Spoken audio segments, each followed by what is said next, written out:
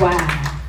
At this time, are there any questions from either Facebook Live or from our audience for anyone on the panel? I'd like to know if you, Good afternoon. I'd like to know if either one of you have mentors that have helped you, or you're searching for mentors to fill a void that you didn't have and to help you move forward to be the best man that God has created you to be. Well, I've got a great relationship with, my mom is the only girl of 6, and there's 5 boys on my dad's side as well.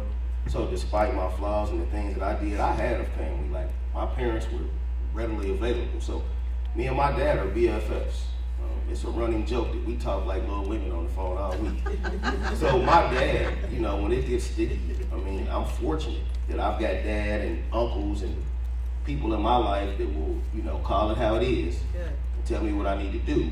And I'm fortunate for that. I am very fortunate to have people that I can call on that have been through the same situations. I think for me coming up, I was blessed to actually meet a friend of mine. He's like a brother to me, Larry, and I got introduced to his family.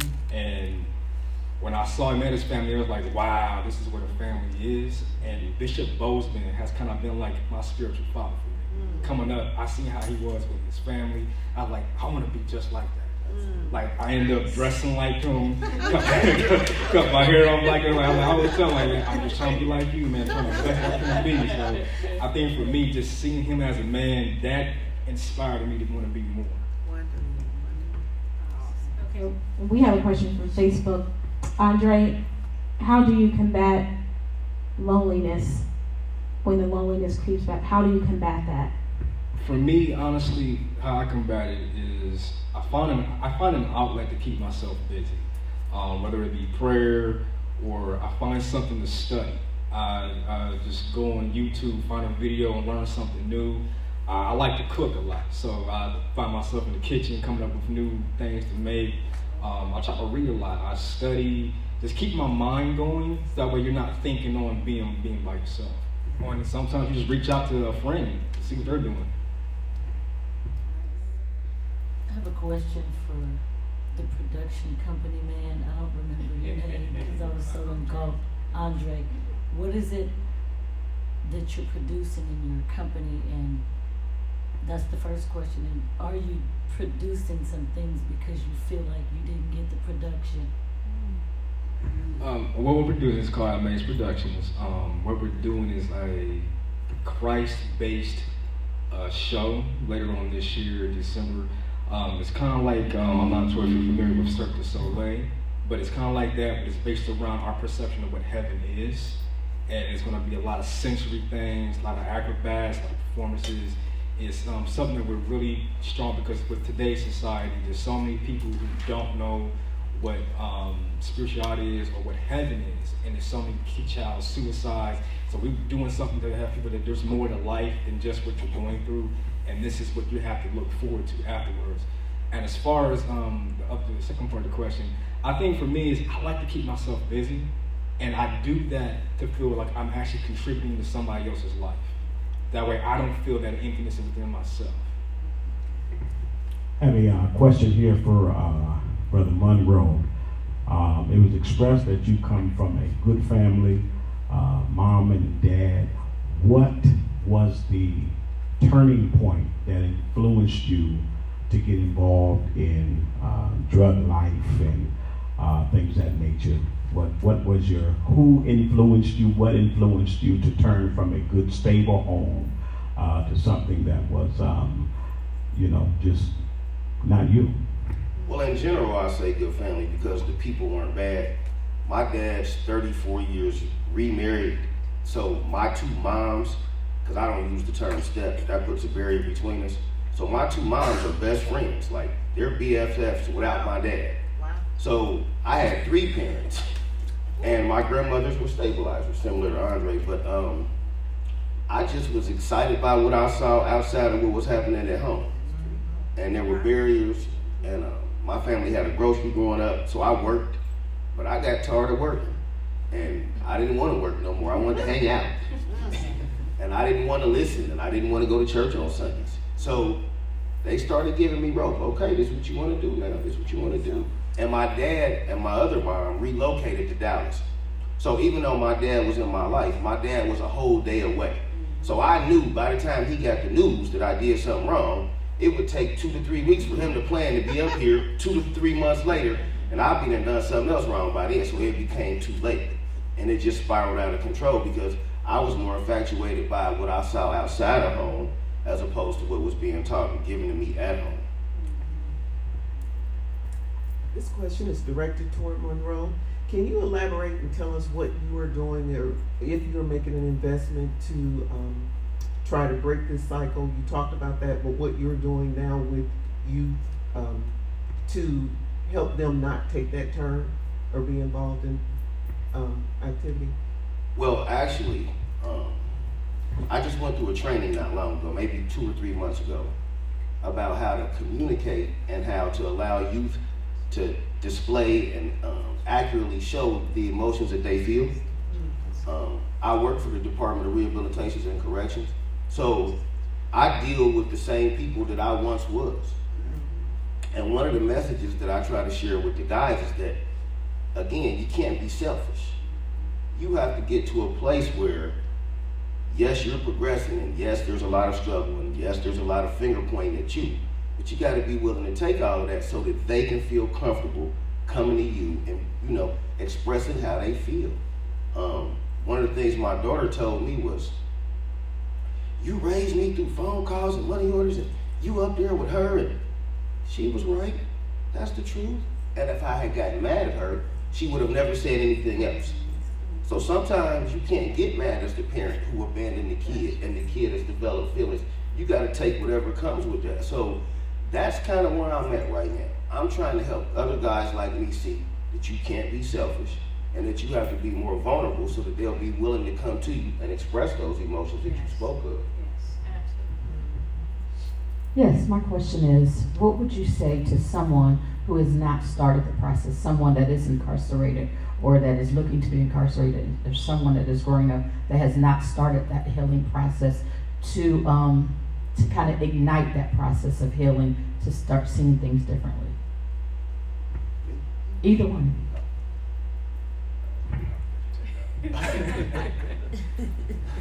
I would say take an honest self-appraisal. My mother battled addiction growing up, so I went to Al-Anon and Alateen and things of that nature, being supportive of my mother. You have to take an honest self-appraisal. You have to get to a place where you're willing to accept who you are and the role you played in this. Acceptance is huge. And you have to be willing. You listen to Bishop Bozeman, I listen to my dad. Those phone calls aren't always chummy. Now, on Sunday, we can watch a game and have a good time on the phone, but there's often times when my dad's like, listen, now, this is what you're gonna do. Growing and all, this is what you're gonna do. And as a man, it's hard to put your pride aside and allow people to tell you what you need to do. Yes. I'm sure that if I sat out with Bishop Bozeman or my dad, it might be said differently, but it's the same point. But as a man, I have to allow the point to sink in. So you have to let other people help you. Yes. You have to be willing to admit your flaws and your faults. And then you just got to start accepting about yourself and working on you. Yes. The better you are, the better off the people who follow you will be. Right. I completely agree with you on that one. At this, you got to take a moment to just take a step back from everything and look at yourself internally and figure out what's wrong going on with you. I think the biggest thing is just forgiving yourself and understanding yourself and realizing where you're at as a human being, and then develop that outside of everybody else, influence with everybody else. You sometimes you got to quiet the noise down from around you and just internalize what is my issue, and then grow from that. In spite of what people may say about you, or how, in spite of what people might feel about you, you just gotta really look at yourself and say, this is who I am, and I accept me, and I'm going to grow from this point forward. This question is for Brother Monroe. I commend you for turning your life around and doing the good that you are doing. So I just wanted to ask you, because sometimes when you make wrong mistakes and turn your life around, and you deal with forgiveness and all of that, but still sometimes guilt can come and chase you down and make your life miserable, and it's important to be free from guilt. So I wanted to ask you this: do you struggle with guilt, or are you free from guilt? It's interesting that you would ask that, right? In working on me, I don't sleep well. You brought that up. A lot of what I do, talking to men, I took a pay cut to work for DRC. I'm trying to pay it forward. That's working on the guilt. Trying to be a productive citizen isn't so much the priority in my life. However, I feel so terrible about some of the stuff that I've done and been a part of and the people I've let down. I buried one of my grandmothers from jail. I cannot internally and mentally and emotionally and spiritually atone for that. I'll never be able to get over. We can have 1 million therapy sessions. You can get me to the best therapist in the world. You can give me enough money to pay for it too. It'll never work. Oh no, we may have to see. It's never say right. never. It's just something that I struggle with. And I know why I don't sleep well at night. I know why I don't like who I see in the mirror sometimes. But it's a work in progress. And I never allow it to hamstring me or hold me back. I just kind of keep trudging ahead. And again, it's not easy. It's not easy in the least bit. But what else do I have to do? What more can I do? I was in jail, so I know I'm not doing that anymore. That's over with.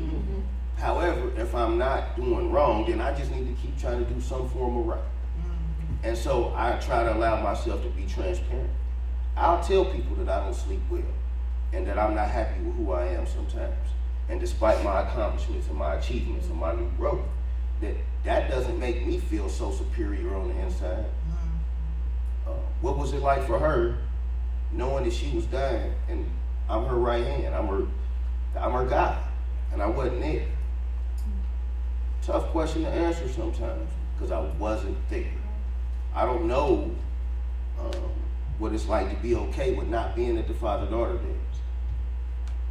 It's never going to sit well with me. So, yes, a lot of stuff I do is out of guilt, working on me and trying to help other people work on them at the same time. Because some things, again, I'm not sure I'll ever be able to fully repair myself. So I just kind of just keep moving forward. But I thank you for asking that question because it's definitely something that I deal with every day. And I just encourage anyone who is having feelings or operating from a place of guilt, like Mr. Monroe has said, to contact Healthy Emos. 646 East Main Street, Columbus, Ohio. 614-669-5115. Thank you, Lady Rosen, for that wonderful advertisement for Healthy Emos. I do have a question for you directly. I'm so grateful that you have the gentlemen up here that are talking about having absentee fathers and being abandoned from their daughters. Can you address to the women that may be in the audience that are maybe listening that you probably have counseled at Healthy Emos that are looking for the wrong man because their father's not there? Yes. And the second part of that is, Mr. Monroe, do you feel like your daughter may have done that, having a child so young? I don't know how old she had the child, but she's 19. That do you ever feel guilty that you weren't there to instill what a real man looks like in order for her to find someone that maybe that can encourage her? So starting with Rosemary, please. Thank you so much for that question. And that, unfortunately, is something that happens quite often when we have daddy issues. We go about looking and searching for daddy because there's just a natural bond that we're supposed to have even from the womb of both parents because they're the ones who created us. So we need that attachment. We need that connection. Our daddies give us affirmation. They give us our identity. So there's a deep-rooted void when we don't have daddy in our lives. So what we subconsciously do, we go out looking for daddy, and a lot of times we will settle for anything. So I would say, because you think a thought doesn't necessarily mean that thought is right. I would encourage you to really assess your thinking before. I'll call it a response, so that we can respond to what our needs are, not necessarily react So the difference in reacting and responding is I have a thought, I have a need, and I'm going to take care of it. But then responding is I have this need, but I need to process it.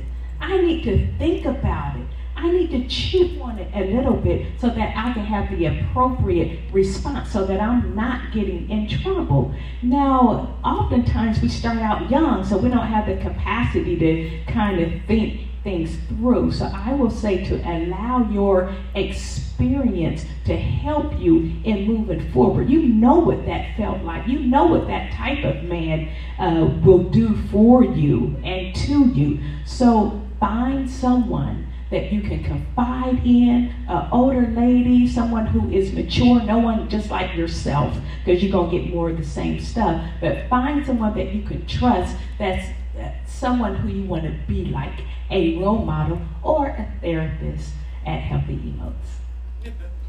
I was building a rapport with her when we found out, that she was pregnant. The young man, who's my grandson's father, is not a bad little guy. He's a good little guy. He works. He lives with his dad, who's a single dad. His dad works for the government. I mean, great situation. I think ultimately, my daughter is a reflection of me even being absent. She's spontaneous. She's going to do what she wants to do. She's going to march and do what she wants to do as far as the path she blazes. She's a little hard-headed and stubborn, just like me. So I'm not certain what her thought process was when she chose who to be with, because at her age, she doesn't talk. If I ask her a question that she feels is too difficult or that she's going to have to be on her defense about, she shuts down. So when I posed the question to her, like, well, what was you thinking about? Dead. Nothing. You're not going to get a response, because now she feels like she's on the defensive. So I can't say what she was looking for. I don't see anything bad about the little guy. So I don't feel like she picked the wrong person. Was her timing so great? I don't know if there's ever a right time to have a kid, but I don't know what she was thinking. I've just tried to be somebody who she can look at since I've been home, because at that time I was working 13 hours a day and going to school at night. So that's what she saw from me over that first 2 years that I was home. I was just working, trying to complete school. So I'm not sure if she was looking at me then or what she heard about me from the past, because she doesn't know anything about who I used to be. There's only been stories perpetuated, so I don't know. But that's something I might have to ask her now that she's had a kid and he's a couple years older. Maybe I'll pose that question to her again and see what the answer is. This kind of switched me around a little bit. I go to Brother Monroe and then I'll hit Brother Andre. Being absent from her because of bad choices you made, now here you are, now you're making a better choice, bettering yourself.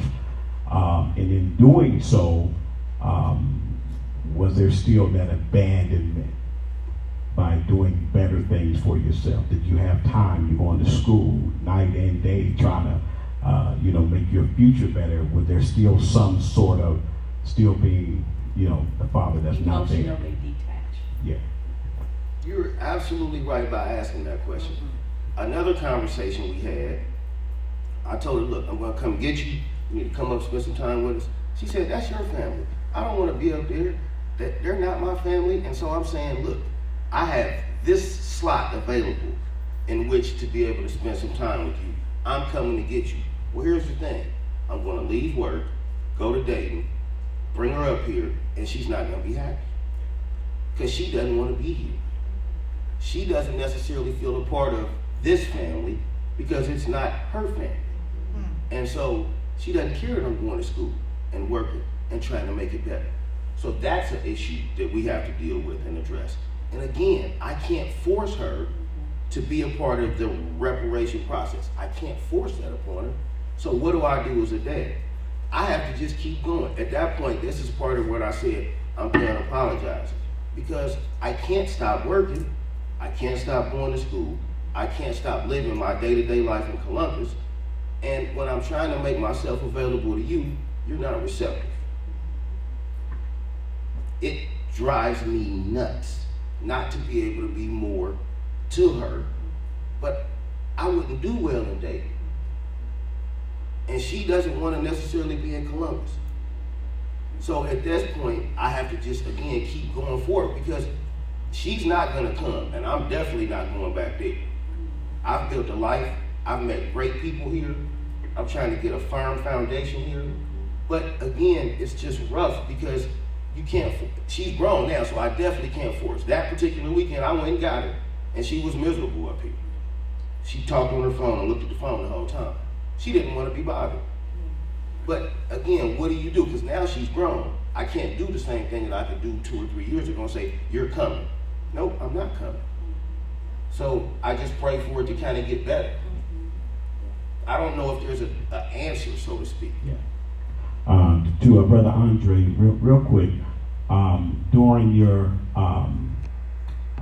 time when you're by yourself, when you're alone, do you still have those feelings and thoughts of that time when you're really going through as far as being abandoned by your parents? Are there times when those emotions still run high in you?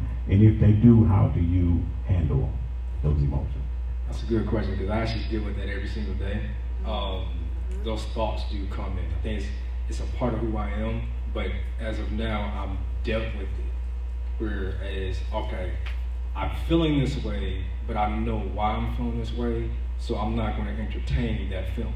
I'm going to dead it right now. So if I have to go for a jog, if I have to just go drive in my car, if I have to pick up the Bible and pray, if I have to just go talk to anybody just for a hot second to get that thought, that's what I'm going to do. Because the problem is a lot of people get that feeling and then they let it linger. And they let it sit there. Oh, I'm feeling like this, and woe is me. Like I don't have time to play the pity party. I have people who are counting on me. I have kids. I have a business that I'm trying to run. I have a job. So there's so many things around me that counsel me to be in the right stable mind at all times, to sit there and allow that feeling. Because sometimes, and just to be transparent, there was times when those feelings would come, you would get suicidal thoughts. Like, I don't want to be here anymore. I just want to end it all. I want to be gone because clearly this is all I'm supposed to be. And it's like, I have to get to a point like, no, God got me here for a reason. There's not too many brushes with death for me to come out of it. That clearly you have me here for a purpose. So I have to figure out, my job is to go off of faith and figure out, God, what is it that you want me to do? That's right. And I have to keep pushing every single day. I have to push past this emotion. It's hard sometimes. It's like a battle. Yeah. And it's like, all right, God, I'm struggling with this right now. What can I do? He's like, no, just focus on me. Don't focus on this person going out to the movies. Don't focus on this person having a nice car. Don't focus on this person in their family. Just focus on where I got you right now. Because I have you here for a moment. That's right. And that moment is to teach you something. Because what you're learning now is you can teach it to somebody else that's going through. And I'm like, that's what keeps motivating me, is that it's not about me, it's about people coming out. I serve a generational God, so I have to teach the next generation on how to deal with certain situations that I'm doing. But let me just interject what Brother Andre said. It's important, definitely, because we call them positive distractions, because it's not always conducive for you to sit there and process the emotion that comes up. But there are times when you need to be able to sit with that wave of emotion that comes up to you. That's why it keeps coming. Like every day, it keeps presenting itself to you. Okay, so I would encourage you sometimes to, because God is with you in the process. So God is with you, and this is what happens, is that we become uncomfortable with uncomfortable feelings. All right. So what I'm suggesting is learn how to become comfortable with uncomfortable feelings. So that fighting the wave takes too much. That wave of anger, that wave of resentment, when it comes, we're trying to suppress it and push it back, and it's wearing us out, instead of embracing that wave that comes to us, knowing that I'm not going to be utterly destroyed because I have God with me, that I'm processing it. Why do I feel resentful in this moment? I feel resentful because that, you just process it. You don't want to get stuck there, but you do want to process so that wave can dissipate some. So we have to be able to to deal with life as it comes and not try to suppress it, because suppression leads to depression. Thank you for that. Not having a pity party. Thank you for that, Andre. I'm a daughter of a two-parent family where the society would say I'm a oopsie. So my father was not in my life, Brother Manuel. And I just want to say to you, your 19-year-old daughter, she just wants you. She doesn't want your family. She doesn't necessarily need your money. I'm 55 years old. My dad wasn't in my life. He's a gospel artist. I saw him on television. He wasn't incarcerated. He made a lot of babies. That song entitled Papa Was a Rolling Stone, that's my father. I have a brother who's a national artist. I love him dearly. We have different mothers. And most of my siblings, we have each other because I'm the cog in the wheel. So I want to say to you, my heart is bleeding for your daughter. She just wants you. If it means going to Dayton and sitting in Wendy's, she just wants you. That you were gone for 15 years. You've been back for 4 years. She just wants you. And you alone. Take it from someone who knows. God bless you. Thank you. Okay, one more question that we have.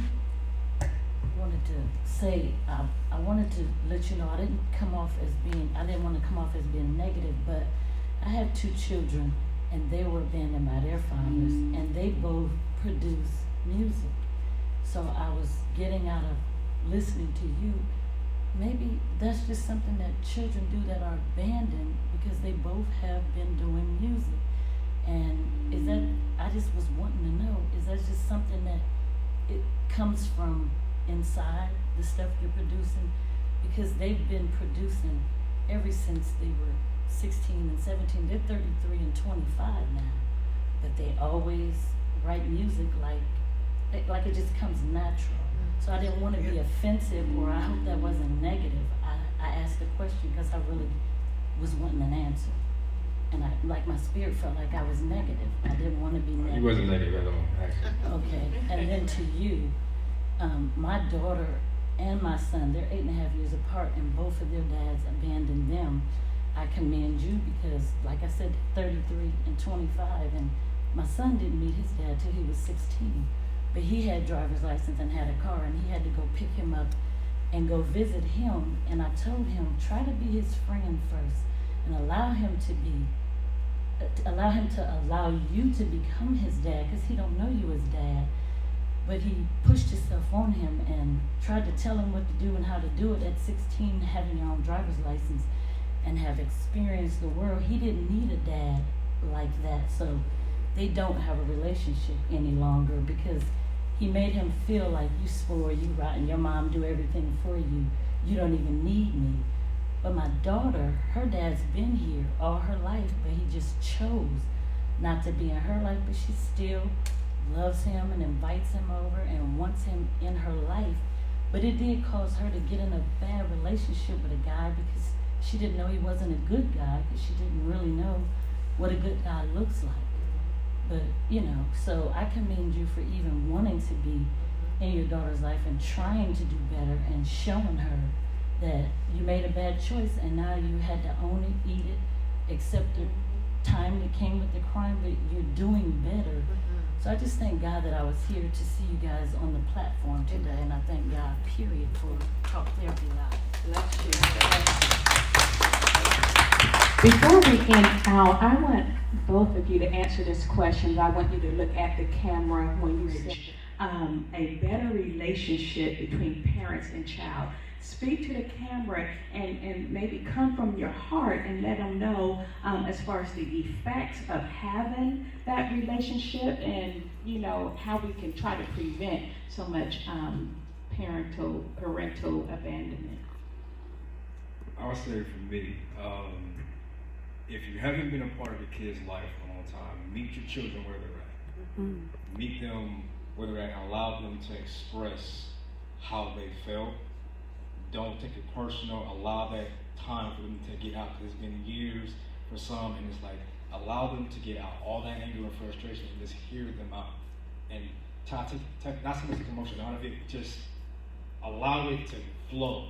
And then once you get past that, there's the other side of it is that peace and that forgiveness. It took me some years. I'm 30, about to be 35. I'm just not getting to that place with my mother. So you have to give it time to not rush the process, but allow the process to take its course. And I would just say, for me, it's like forgiveness is the biggest thing. It's not about the other person. It's about growth. It's about growth within yourself. Allowing to, kind of like in a sense, is forgiving somebody without ever receiving an apology. That's where you have to look at it. Just go in there and be like, I'm okay with where we're at. If you want it to be more, I'm open to it. Amen. I think he said it all. That was very well put. Only thing that I would add is just be willing to put in the work. Anything in life worth having, especially a relationship with your kid, is worth working for. That's right. That's right. Amen. It's not easy. It's not perfect. And it's an ongoing process. As long as you and your kid are living, that process will continue to be. Amen. So I would just say what Andre said and just continue to put in the work. Anything that you work for, you tend to get a result out of it. Yes. And I'm comfortable in knowing that at some point, my daughter and I will have a better result because I'm going to continue to put the work in. Amen. I'm going to continue to do the work. And I think that's pretty much all that I would say to that. Thank you all so much again for your openness and transparency and willing to be here.